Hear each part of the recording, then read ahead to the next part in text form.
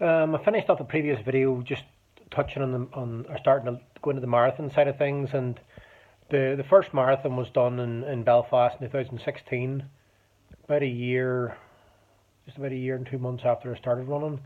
And I think you probably need that time to get mentally strong, but at the same time, as you know, I just booked the thing with about a month's trip with a month to go, so I guess I could have done it maybe a year earlier.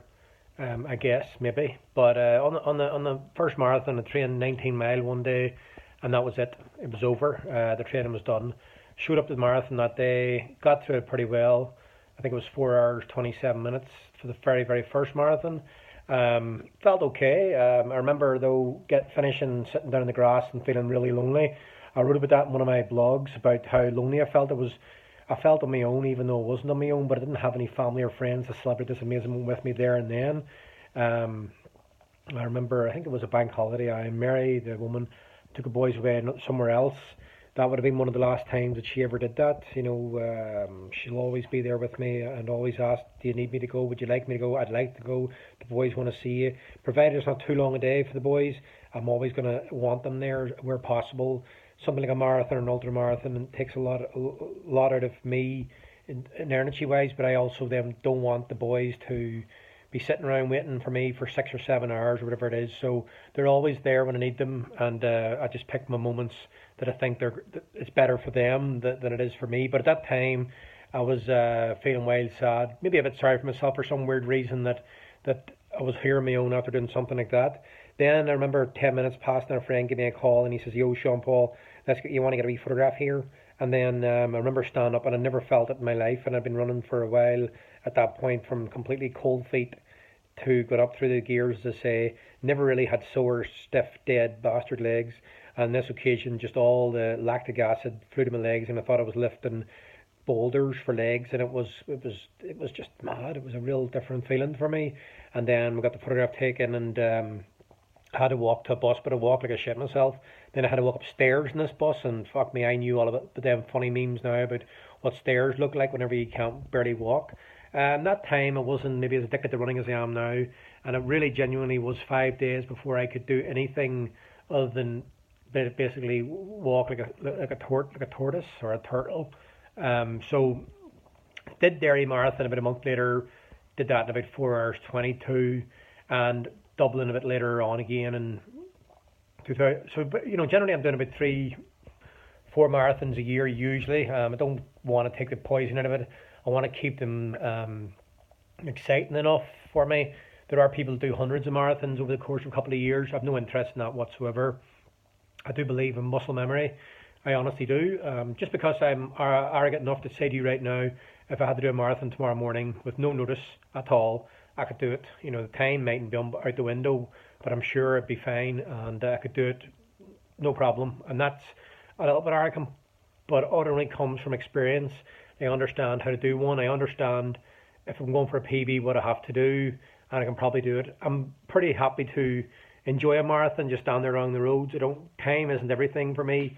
It's just getting miles in the legs and developing the things. Especially now, I'm maybe thinking of more ultra marathons along the way.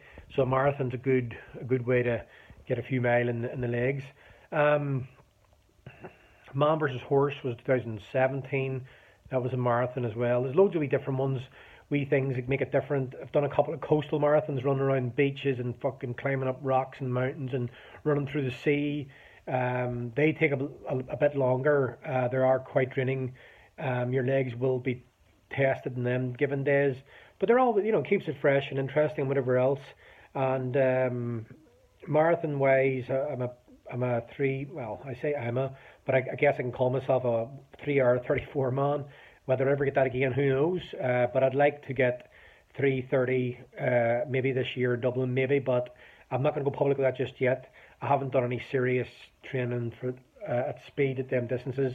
And if I do, I do. And if I don't, I don't. I'm not obsessed with this idea of training for a marathon. But I suppose I would like a PB in the capital of my country. So we will see. That's another just under 2 months away before I get to that there, and we will see. The journey has been amazing. The people you meet, you know, you versus a year deserves special mention because I came in here, I think for the yeah, must have been early. Yeah, I think it was maybe mid-January 2016. I think the year had started obviously January 1st, 2016. I don't know what made me come for it. I think it was just downloaded an app, the one that I still use now, Map My Runs or something. I don't know what the fuck it's called. Something like that anyway. I can't mind now on the top of my head. I think it's called that. But then it led you to this page and join the group, and then people were very interested in me and the wee things that I was saying and the way I talked and the way I put words and phrases and I had big numbers of people along the way. I made a few controversial comments using bad language, I suppose, just the way I am. And some people laughed, some people scolded me, some people faded away. I don't know if their running journey ended or some people. A lot of people that I had in 2016 is a sort of like regular likers or commenters or whatever, or private message me to say hello, I love your story and thanks for being here. They've gone for whatever reason. I have no idea why really, other than to say I guess I must have said too many bad words. I'm not really a serial cursor, but I put things down as you know as it is. There was a manager of mine in work years ago, whenever I was on the phones to customers talking shit, that said, he said, I quite like the way you talk. You talk to customers and stuff like that there, like you've known them all your life. You do use your colloquialisms. You are a country boy, but you're very comfortable with the way you speak and just the way you put things is a bit weird. He said, but I like it, and I do tend to write like I talk, sometimes using the abbreviations, things like that there.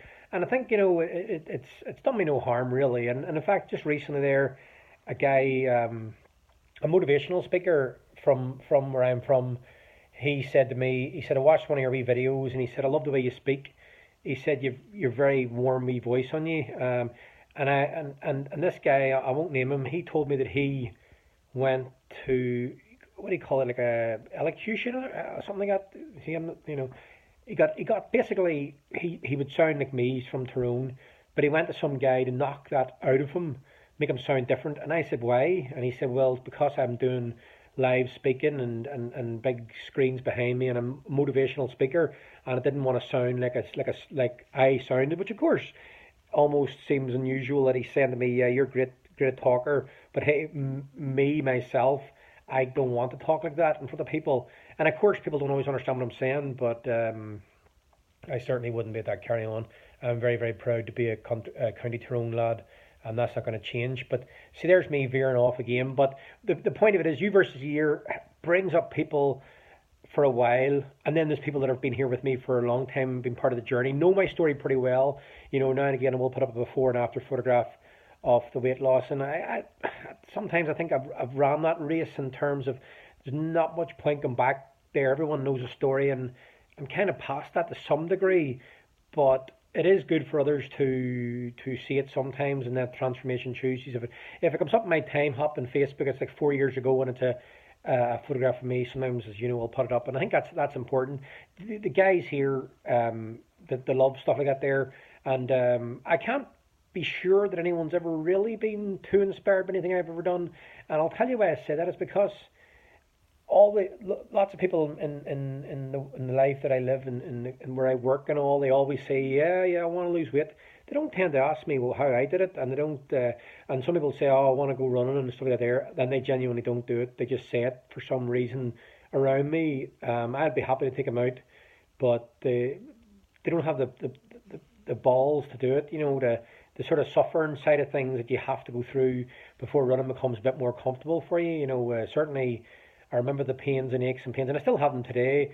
Even today, when I was out running there, my legs felt a wee bit heavy, and I wasn't quite feeling it. And that's okay.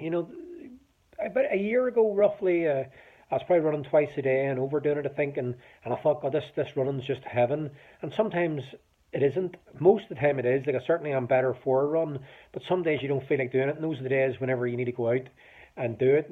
Sometimes it is okay to fall. Sometimes it is okay to find an excuse and let it win. But I think generally it's better to get out there and run.